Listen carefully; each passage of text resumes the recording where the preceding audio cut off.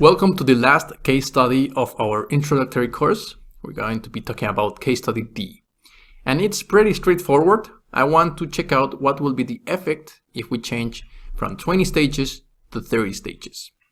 So remember that distillation has or occurs between stages. Each stage should theoretically change mass transfer, vapor-liquid interaction, and volatile, least volatile material interaction as well. So right now we had 20. If you add more stages, should in theory add more purity and more flow rate. So let's check it out. Of course, this also means that you're going to spend more money in the investment of the equipment and the operation because you need to have, because you have greater pressure drops, you're gonna add more, and because of the purities, you're going to also increase the heat flow of condensation and the heat duty of the reboiler. So essentially, more stages means more energy spent, but comes with a great reward, which is more flow rate and more purity. Typically, guys, typically. So let's change 20 and let's move this to 30. Let's reset this, 30, and run. It converges. Let's verify the results very rapidly. The workbook. Oh, wait. So compositions, 98, 99. So that's great. It doesn't seem to be changing that much. Let's go back here. Okay, so these are the results, workbook results. This material, flow rate, 99, 98. So yeah, this doesn't seem to have changed. But guys, there is a little trick. I only changed the number of stages, but doesn't mean that this is just the only things that we can know. From our previous case studies, we tried to decrease this flow rate. And we had the problem that a lot of isopentane was going away. Let's see if that will be the case again. So let's reset and run. So hopefully you remember last time this didn't converge and was because the thermodynamics or the mass transfer will not allow it. But now that we have more stages, we have this flexibility to add more purity and flow rate. By the way, I'm going to also increase this.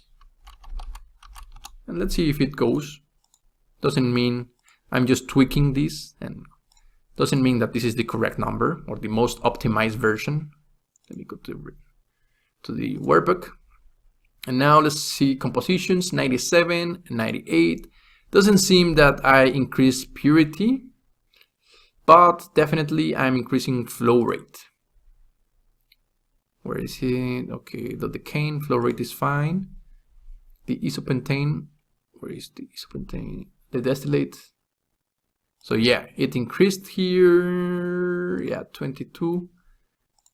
So what this means is that I am increasing a lot of the amount, but we are sacrificing a little bit on the purity side, so I don't need that much. So let me 1.5, and this will be a little bit more relaxed, 22. Reset and run. This should be a good guess or educated guess. So 22 mole and the purity is 98.9, that's fine. 98.5, well, still not valid. So apparently that's also a good guess, guys. Do you think it's worth it that we are getting certain amount of product and specification with spending of 10 more stages? I mean, in real life, these columns are expensive, especially the more taller they are, or the taller they are, the more expensive they will be. Let's see this last result.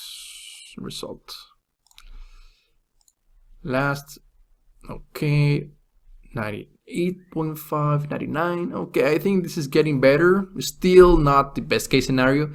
And yes, in my opinion, guys, if money were infinite, that would be great. Actually, the more stages, the better. But in real life, We don't have infinite money, and also the having tall columns is kind of dangerous eventually, because the more stages you have, it's kind of more complicated to do everything: operation, maintenance, cleaning, starting up, shutting up, and so on. So that's a good case scenario in which we verified if it is worth it or not to add 10 more stages.